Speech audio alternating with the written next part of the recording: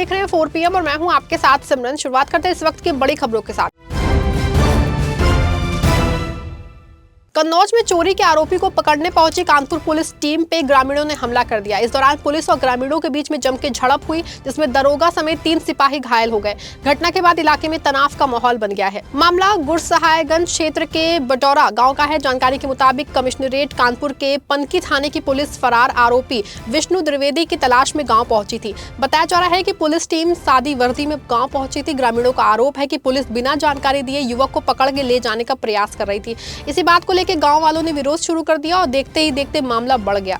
आरोप है कि इस दौरान ग्रामीणों ने पुलिस टीम को घेर लिया और जम के हंगामा किया। झड़प में दरोगा समेत 3 सिपाही घायल हो गए। सूचना के बाद स्थानीय पुलिस मौके पर पहुंची और हालात को नियंत्रित किया गया। पुलिस ने मामले में कई लोगों को हिरासत में लिया है और पूरे घटनाक्रम की जाँच की जा रही है। गाड़ी लेकर आए 4-5 लोग जी। 4 लोगों ने कहा पुलिस वाले यहाँ पर आए, हम यहाँ बैठे थे, आप लड़का बैठा था, तो तुम्हारा नाम विष्णु है? उसने कहा हाँ। तो तुम्हारे पास अपाचे गाड़ी? अपाचे तो है ना, हमारे पास जो गाड़ी है डिस्कवर हमारे बिहार में नहीं। हाँ, हमने कहा पकड़ो जबरदस्ती चलते, तुमने पकड़े काहे ले जाते? अच्छा जा घटना को पता तो जो बदमाश आई जो उसने हमला करी और पुलिस वाले आते वैसे भी ड्रेस। ये जो लड़का था जो बदमाश था वो कहाँ का रहने वाला है? इधर तरफ। अच्छा, फिर इसके बाद क्या हुआ? जब जबरिया पकड़ चल रहे तो वो पीछे ट्रक चले, जबरिया गाड़ी को मन करो, पहले वापस कही देखो उसको पहचानते हो? हमने पहले कही ना, फिर कही दे हाँ पहचान। तो कही अब कौन है? कही जो है ये जो हमसे बातचीत हो चुकी, जो फोन से बात हो रहा थी ना, तो ये जबरदस्ती मामा गुस्सा लगे गाड़ी, तो हमने खींचो हमने बाबू इधर कौन सी दफा है जो भैया तुम गाड़ी में किडनैप करे ले जाता हो और संग में देखो दुश्मन बाबू कट्टा फट्टा और पुलिस वाले हमने जो कैसे पुलिस वाले हैं तब तक गाँव के कमा लेंगे लोग आएंगे, तो कोई भीतर करे कोई बाहर, फिर बेटे उनने गाँव इकट्ठो हो तो धक्का मुक्की होने लगी। मामे एक दो लाठी डंडा चले, एक दो ईंटों पत्थर चले, तो उन्होंने दरोगा जी के धक्के कुछ। ज्योति मठ बद्रिकाश्रम के जगत गुरु शंकराचार्य स्वामी अविमुक्तेश्वरानंद सरस्वती मंगलवार को बांदा पहुंचे, जहां उन्होंने गौ रक्षा और गौ माता को राष्ट्र माता घोषित किए जाने को लेकर बड़ा बयान दिया। इस दौरान उन्होंने केंद्र और प्रदेश सरकार पर निशाना साधते हुए कहा कि सरकार कागजों में गौ सेवा कर रही है, जबकि हकीकत में गौवंश की दुर्दशा जारी है। गोविष्ट यात्रा और गौ संरक्षण यात्रा के तहत शंकराचार्य देर रात जनपद पहुंचे, जहाँ उन्होंने विभिन्न स्थलों पे लोगों से उनका स्वागत किया गया। वहाँ पे बताया जा रहा है कि 3 मई से शुरू हुई इस यात्रा को प्रदेश की सभी 403 विधानसभा क्षेत्रों तक पहुंचेगी। मीडिया से बातचीत में शंकराचार्य ने कहा कि वो गांव-गांव और जनपद जाके लोगों को गौ संरक्षण के लिए जागरूक कर रहे हैं। उन्होंने आरोप लगाया है कि सरकार गौ माता के नाम पे सत्ता में आई, लेकिन आज प्रदेश में अलग गौवध हो रहा है और सरकार मौन बैठी है। उन्होंने कहा कि सरकार धर्मनिरपेक्ष है और केवल सनातन का दिखावा करके वोट हासिल करने का काम कर रही है। शंकराचार्य ने दावा किया है कि आने वाले विधानसभा चुनाव में लोग बिजली, पानी और सड़कों के मुद्दे पे नहीं बल्कि गौमाता की रक्षा के संकल्प के साथ मतदान करेंगे। शंकराचार्य ने यह भी कहा कि यदि जरूरत पड़ी तो वो आगामी चुनाव में अपनी राजनीतिक पार्टी बना के प्रत्याशी भी मैदान में उतारेंगे। उन्होंने साफ किया है कि गौमाता को राष्ट्रमाता घोषित करने तक उनका अभियान जारी रहेगा। अभी इस समय जो गविष्ठी यात्रा चल रही है वो 3 मई को गोरखपुर से शुरू हुई है। उत्तर प्रदेश की सभी 403 विधानसभा क्षेत्रों में जाते हुए वहाँ के लोगों को गौ माता की रक्षा के लिए प्रेरित करते हुए ये मुहिम 22 जुलाई को गोरखपुर में ही पूरी होगी। अभी हम लोग 118 से अधिक विधानसभा क्षेत्रों में जाते हुए बांदा बुंदेलखंड के बांदा जिले में पहुँचे हैं और आपसे बात कर रहे हैं। सरकार कह रही है लेकिन कही रही है, कर नहीं रही है या कर नहीं पा रही है। जो आपके कैमरों के सामने हैं उनकी बाइट्स हैं वो हमने देखी हैं, सुनी हैं, लेकिन जो मौके पर जा कर के गाय का हाल देखा तो बिल्कुल भिन्न है, आकाश पाताल का अंतर है। वो कहते हैं कि हमारे प्रदेश में गाय पूरी तरह से सुरक्षित है, हमने 2000 करोड़ का बजट निकाला है, बहुत आराम से रह रही है, और हम जब मौके पे जाके देखते हैं तो बेचारी तड़प रही है, नोची जा रही है, काटी जा रही है, मारी जा रही है। तो हालत जो वो कह रहे हैं कागजों में, फाइलों में बहुत आनंद है गाय को, लेकिन मौके पर बहुत तकलीफ में है गाय, ये सच है। और हमने अपने आप ये बात नहीं कही, 118 विधानसभाओं में जा कर के ग्राउंड पे खड़े होकर के जो देखा है और वहाँ के लोगों से जो फीडबैक लिया है वो हम आपको बता रहे हैं। मिर्जापुर में जंगलों में आग लगने की घटनाएं थमने का नाम नहीं ले रही हैं। ड्रमनगंज वन रेंज के मूर्ति हवा जंगल में लगी भीषण आग तीसरे दिन भी जारी रही, जिसमें वन संपदा और अन्य जीवों की सुरक्षा को लेकर गंभीर सवाल खड़े हो गए हैं। ग्रामीणों का आरोप है कि वन विभाग की लापरवाही के चलते आग पे समय रहते काबू नहीं पाया जा सका। जानकारी के मुताबिक ड्रमनगंज वन रेंज अंतर्गत बबुरा रघुनाथ सिंह के मूर्ति हवा जंगल में सोमवार दोपहर आग लग गई थी, जो बुधवार तक सुलगती रही। ग्रामीणों के अनुसार कंपार्टमेंट 8 के पैच नंबर 1 में करीब 15 हेक्टेयर क्षेत्र में बड़े पैमाने पे पौधरोपण किया गया था, लेकिन आग की चपेट में आने से अधिकांश पौधे जल के राख हो गए। ग्रामीणों का कहना है कि जंगल से लगातार धुआं उठता रहा, लेकिन जिम्मेदार वन कर्मी और अधिकारी मौके पर पहुंचे ही नहीं। वन कर्मियों ने नाम ना छपने की शर्त बनाया है कि आग से बड़े पैमाने में पेड़ पौधों को नुकसान हुआ है। ग्रामीणों ने इस बात को लेकर के आक्रोश है कि 1 सप्ताह पहले भी करनपुर, मड़वा और धनावल के जंगलों में आग लगी थी, जो 3 दिन तक जलती रही। अब दोबारा आग लगने से वन विभाग की कार्यप्रणाली पर सवाल खड़े हो गए हैं। स्थानीय लोगों का कहना है कि हर साल पौधरोपण और वन सुरक्षा के नाम पे लाखों करोड़ों रुपए खर्चा किए जाते हैं, लेकिन आग लगने के बाद अधिकारी अक्सर जिम्मेदारी से बचते नजर आते हैं। नेशनल ग्रीन ट्रिब्यूनल यानी कि एनजीटी ने मिर्जापुर में प्रस्तावित 1600 मेगावाट थर्मल पावर परियोजना को लेकर बड़ा कदम उठाया है।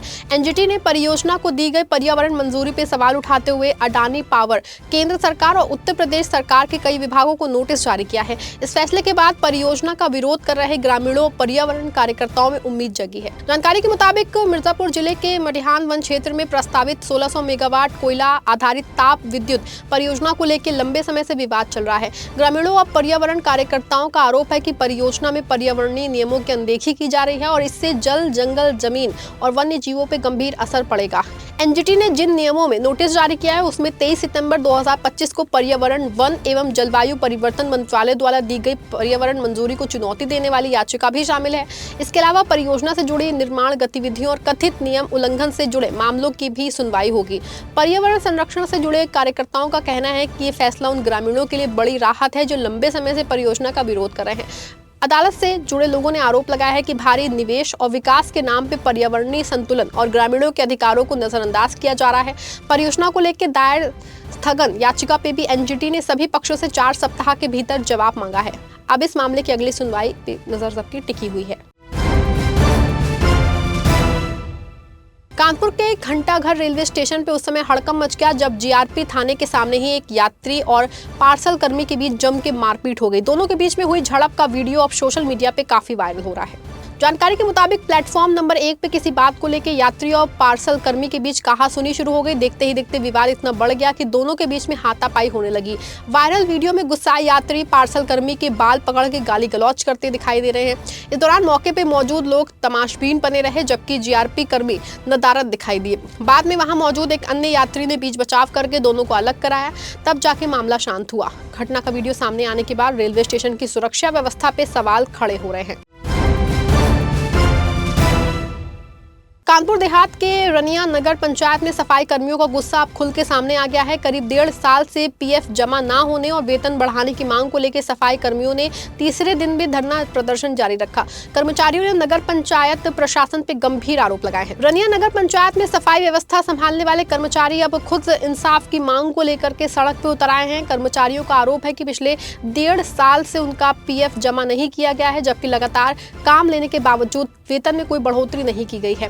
करीब 50 सफाई कर्मचारी रनिया के बीच गोदाम में धरने पे बैठे हुए हैं और नगर पंचायत प्रशासन के खिलाफ नारेबाजी कर रहे हैं। कर्मचारियों का कहना है कि कई बार अधिकारियों से शिकायत की गई है, लेकिन अब तक कोई समाधान नहीं निकला है। धरना दे रहे कर्मचारियों ने नगर पंचायत ईओ और अध्यक्ष पे आरोप लगाए हुए हैं। आंदोलन खत्म कराने के लिए पुलिस बुला के लाठीचार्ज कराने की धमकी दी गई है। कर्मचारियों का कहना है कि इस धमकी के बावजूद वो अपनी मांगों को लेकर पीछे हटने वाले नहीं है। सफाई कर्मियों ने साफ किया है कि जब तक पीएफ का भुगतान और वेतन वृद्धि को लेकर ठोस आश्वासन नहीं मिलता, तब तक आंदोलन जारी रहेगा। आज आप धरने पर बैठे, क्या मामला है? हमारा पीएफ 1 साल का नहीं आया है और पेमेंट नहीं बढ़ाई जाए। जब कहते हैं तो धमकी देते हैं मारने की। कौन धमकी देता है? ये साहब चेयरमैन क्या कहते हैं? कहते चौकी जा रहे तुम्हारे पता चलेंगे। आज आप लोग यहाँ गोदाम पे धरने पे बैठे हैं, हम 3 दिन से हम गए तो वहाँ पे कार्यालय में बैठे थे तो भगा दिया था मैं। क्या कह रहे थे? कहा यहाँ तुम करोगे तो मार खाओगे। क्या मांगे हैं तुम्हारी? हमारा पीएफ आ जाए, हमारी तनख्वाह बढ़ जाए बस। आज आप धरने पर बैठे, क्या मामला है? सर धरने में बैठे थे, पेमेंट पैसे की वजह से बैठे थे, पेमेंट नहीं बढ़ रही, नहीं पीएम मिल रहा है, धरने में बैठ रहे थे तो इसलिए बोल रहे थे कि बैठो नहीं मारेंगे, मारने लगे। कौन मार रहा था, कौन बोल रहा था? मार रहे थे। किस वजह से? यही धरना पसंद। कौन है रमाकांत? सुपरवाइजर है। क्या कह रहे धरने पर ना बैठो? ना बैठो। क्या मांगे हैं तुम्हारी? यही मेरा पीएफ लौटार मिल जाए, मेरा पैसा मिल जाए। कुछ आ ही नहीं रहा, ना पीएफ दे रहे ना पैसा मिला है। अगर मांगे पूरे नहीं करते हैं तो क्या करेंगे आप लोग? काम नहीं करेंगे।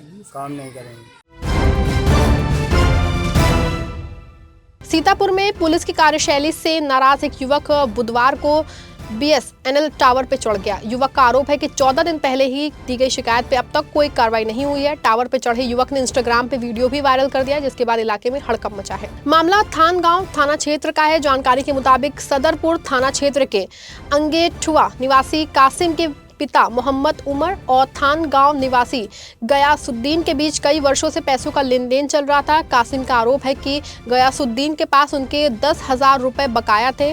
रुपए मांगने पे विवाद हुआ, जिसके बाद 12 मई को थान गांव पुलिस को तहरीर दी गई थी, लेकिन 14 दिन बीत जाने के बाद भी कोई कार्रवाई नहीं हुई। इसी से नाराज होकर युवक थाने के पास लगे बीएसएनएल टावर पे चढ़ गया और सोशल मीडिया पे वीडियो वायरल कर दिया।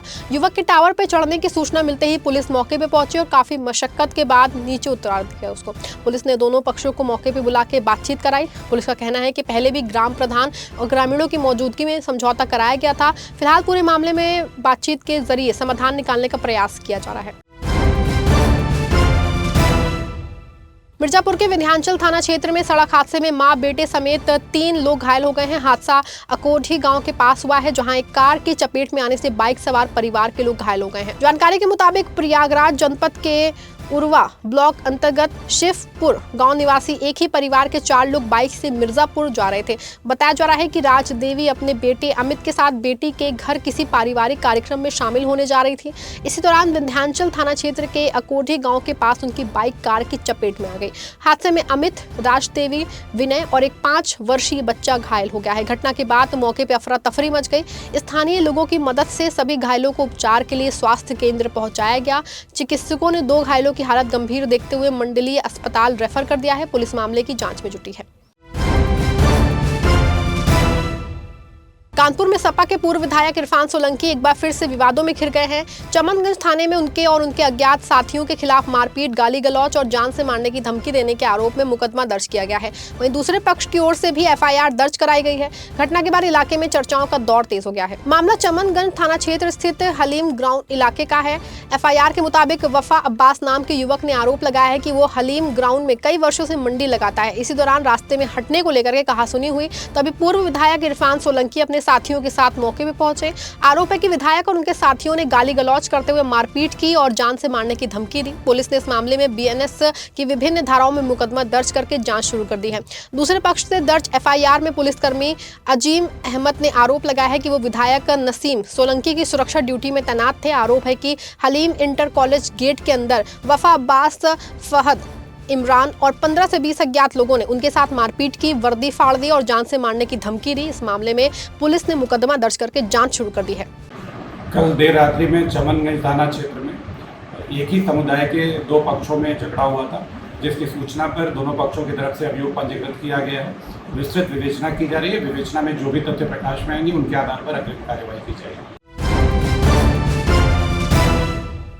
मिर्जापुर नगर पालिका परिषद अध्यक्ष के 3 वर्ष का कार्यकाल पूर्ण होने पे आयोजित होने वाले विंध्य स्वर संध्या कार्यक्रम का आमंत्रण पत्र अब राजनीतिक चर्चा का विषय बन गया है। पहले जारी निमंत्रण पत्र से बीजेपी जिलाध्यक्ष और चुनाव विधायक का नाम जो है गायब होने पे पार्टी के अंदर नाराजगी बढ़ गई है। मामला सोशल मीडिया पे उछलने के बाद आनंद फानंद में दूसरा आमंत्रण पत्र जारी करके दोनों नेताओं के नाम जोड़े गए हैं, जबकि अब तक विवाद गहरा चुका था।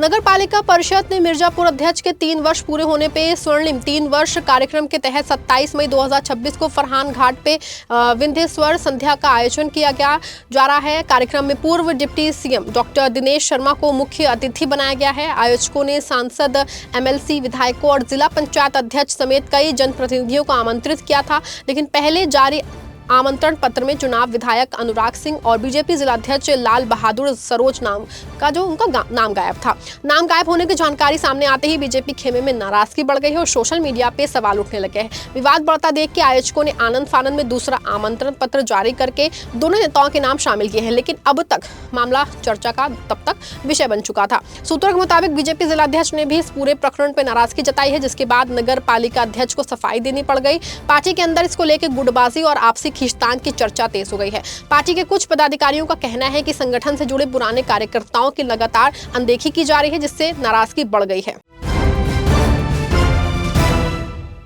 फिलहाल खबरें बस इतनी ही। प्रदेश की हर छोटी बड़ी खबर के लिए देखते रहें 4 PM न्यूज़ नेटवर्क।